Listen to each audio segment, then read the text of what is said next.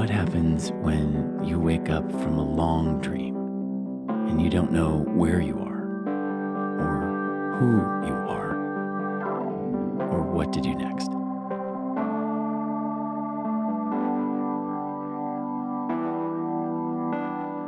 Since my 20s, in these kind of what I can now see as pivotal moments in my life, I've gone down to Graceland.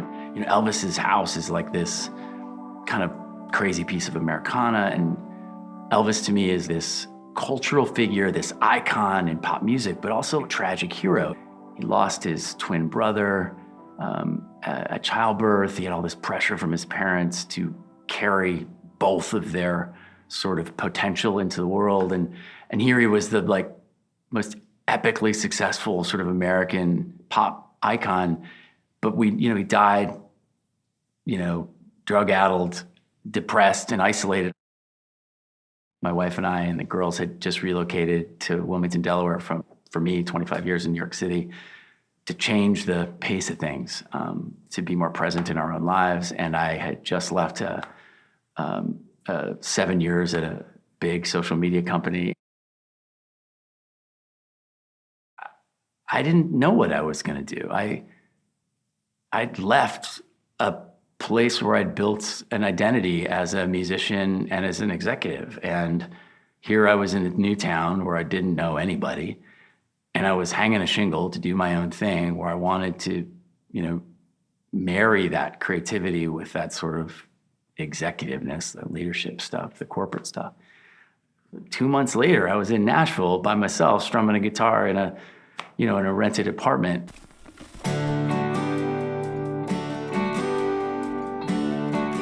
I was raised with Willie Nelson and James Taylor, Jim Croce and Carole King. I loved REM, who were from the South. There's enough twang in what I like to hear and what I like to write and what I like to sing, but I don't know that it's country. And what Muscle Shoals does so effectively is brings a little bit of rhythm and blues in with this gritty, dirty rock and roll, and a little bit of country and soul, and an imperative to have like a really solid pocket, to be really in the pocket, to have a really good groove. So I just went down there kind of unknowing. I walked around the Country Music Hall of Fame, gold records, and there's Johnny Cash's black jacket, there's Taylor Swift's Grammy dress, that kind of thing. I mean, this like biblical storm blows through.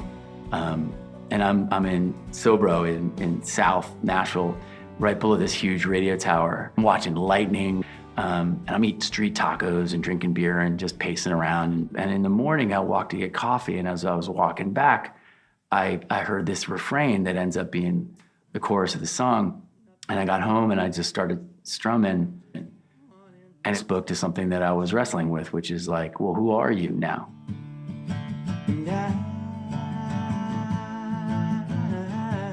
I'm so sorry. Everything I couldn't. I was a guy who was drinking more than I wanted to. And I was a guy who knew he didn't want to live the second half of his life the same way he did his first. So the refrain, I'm so sorry for everything I couldn't be for you, is as much to myself as it is to my wife, as it is to anybody who had a set of expectations around who I am or who I should be. And it felt like a blessing, like an intervention from some higher power to say, well, it's okay to become who you need to become now,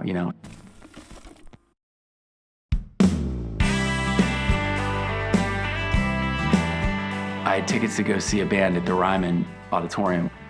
The Grand Ole Opry was taped there for years and years and years. I just closed my eyes and put my hands on the back of that pew because I wanted to be sure I was present in the Ryman. I understood in an instant what that place is about and why music means so much to me and to all who have passed through there, and to all who have made that town what it is, and to all who have been moved by and inspired by music through time immemorial, which is it is salvation. It is church. It is divine intervention. Like, it's goosebumps if you're paying attention. My buddy Annie and I walk out of this show, and she takes me to this place called Pinewood Social, and we sit down at this back patio, and no one's there.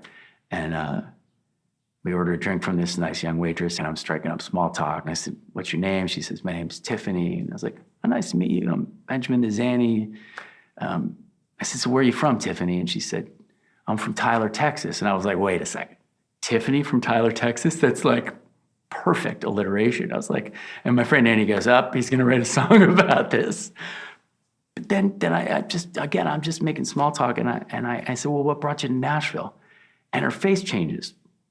And she puts down her little ordering clipboard, and she says, "Well, I'm gay, and my parents just couldn't accept that, and so I had to leave." It moves me just saying it now. And we talked at great length with her. She was lovely. I mean, she had a job to do, but we had a great time. And sure enough, the next morning over coffee, I just started strumming this pattern, and I thought I want to write a hymn. I want to write like a church song. I want to write like a U2 hymn, like a Where the Streets Have No Name, like a Still Haven't Found What I'm Looking For, like a song that talks about just these fundamental experiences that we all share. This Tyler, Texas is the song. And you may grow tired, you might grow weak. You may get hungry and beg for relief. And this was the instant where I knew it was a song. Is this line? Road to heaven isn't paved, this is a song. This is right where you belong. The road to heaven is paved with a song, and this is right where you belong. This idea that, like, she needed to be there now, and I needed to be there now, and we needed to meet just for that instant, And again, I guess it really is grace. It's intervention. It's like something higher happening.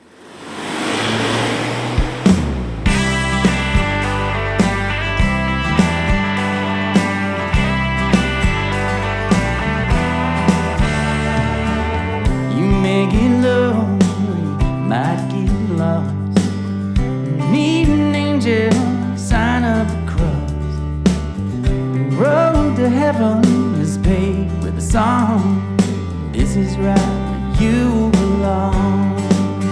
And so whatever you do, it's these stories that connect us. Growing up in Tyler, Texas. So I did a quick shotgun 3 hours to Memphis and did the tour of Graceland. It really is something else. It's a museum to a single dude, right? I mean, it's got airplanes, cars. All the rooms of the house haven't changed since 1970, whatever. It is all walks, all colors, all stripes, all kinds of reasons.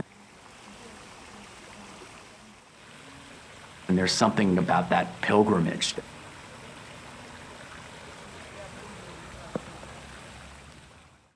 Dude, I was approaching like a milestone birthday, like a big round number. And stepping off of a life that felt like a freight train that just kept moving faster and faster and faster. I wasn't home with myself. I felt like I'd spent so many years trying to achieve by some metric that was not really important to me. I had to make rent. I had to, keep getting promotions and better and bigger and cooler jobs. And I didn't like the trajectory anymore. I knew I had to do some deep work around healing, trauma and pain and heartbreak and anxiety and depression. I just hurt, and I hurt everywhere. What I was wrestling with was invisible to everybody else. But it's written all over the record.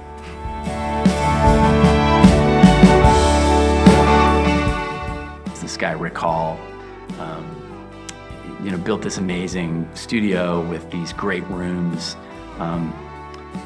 with great sight lines, which is a real thing, and these instruments that you can only get, that you can only play there, like truly the very Wurlitzer that Aretha, played, the Rhodes piano on those early Aretha records, those early Otis records, they're still there, So this is the Wurlitzer, right? So this is the one that has been in fame since 1962. It has been on pretty much every single hit. Rick always joked and said he didn't have a #1 hit that didn't have this on it. And I don't know if that's 100% true, but it probably is. So it's a place that brings together this gumbo, this country honk, kind of thing, that has a deep reverence for the groove. And these guys are called the Swampers, because it's Muscle Shoals, right? So there's a big, beautiful river valley and real lush. The Tennessee Valley authorities there, electrification, post-depression. And this is what they do. And so whatever you do, it's these stories that connect us. Growing up in Tyler, Texas.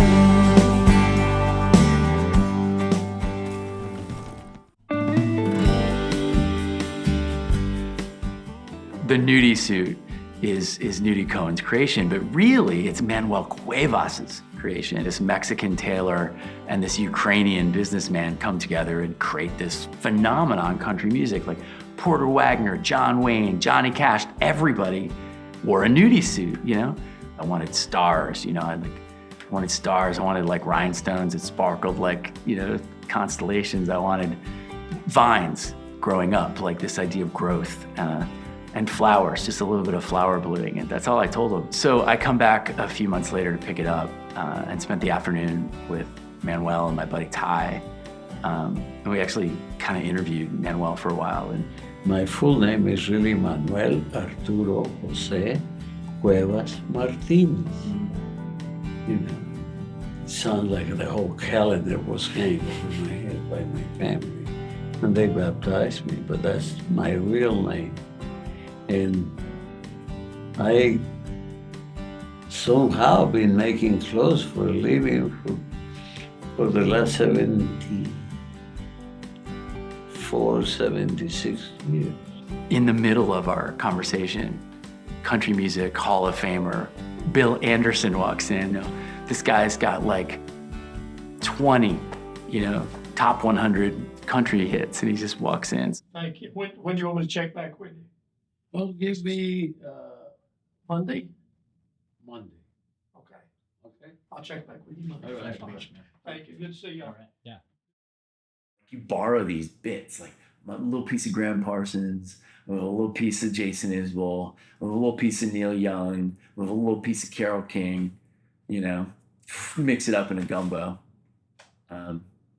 Little piece of Wilson Pickett, little piece of Aretha, But there's a DNA in that either Manuel runs through or that runs through Manuel, right? Which is elevation or approach. Hey, greetings from the Black Swan in Sobro in Nashville here at 4th and Peabody. Today we're headed over to the Nations.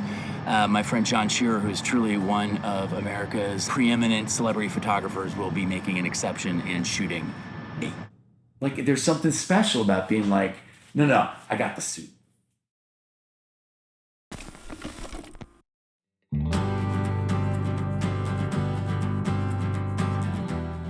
I lived in Hell's Kitchen for a lot of years, and there was a piece of graffiti right outside of our apartment on the sidewalk, and it said, "Being impatient won't get you the secret song." I spent a lot of time upstairs on that 3rd floor in my office alone over the last year or two, and looking out the window at the telephone lines out over the city towards the skyline here, and the lyric, "Tear the curtains down, throw the windows wide." I just saw this theatrical, you gotta open everything up. You gotta pull the windows up and scream at the top of your lungs. It just had this energy of I gotta say something here. And as I'm mixing it, I'm what is that about, you know? I guess what I came to is this, this Fred Rogersism. What's mentionable is manageable. And when we can talk about hard things, we create space to move through those hard things with each other, for ourselves. When we do it for ourselves, we make it possible for others, and I just thought, I have to cultivate patience. I have to trust the universe, that the road to heaven is paved with a song. I got to just take the road at whatever pace it unfolds. I got to talk about this shit. That's my job. Constellations are collections of shapes that become stories. And those are stories we tell to help us understand ourselves. They're navigation that sailors use to get home. I calculate I've moved 20 times in 50 years. I don't know, it seems like a lot to me. And I never had my own home. When I was a kid, we moved a lot. When I was in New York, we rented, you'd move all the time. And we own this home. This is our little patch of grass. This is our little corner of the sky. And, the constellations, helped me find my way home. It's actually from a lyric in I Remember Everything in the refrain. It's scribbled on the sky and constellations overhead. Scribbled on the sky and constellations overhead. Everybody dies. We're just counting down the days. I don't mean that dark. It sounds dark. But I'm aware of that. I've always been aware of that. And maybe that's part of the suffering. Maybe that's part of what we got to reconcile. But I also wanted to be sure I was using those stars to navigate properly and to find my way home. And I think it did. Tear the curtains down, throw the windows wide, sink into the weight of your deepest grace and your darkest night. Can you feel the sound? Can you see the light? From your hideaway, from your quiet place, from your secret life. It's getting later and the hour is growing near. No one can save you from the monster in the mirror. Spent your whole life just looking at what was always here all along. All across the wire, through the signal chain.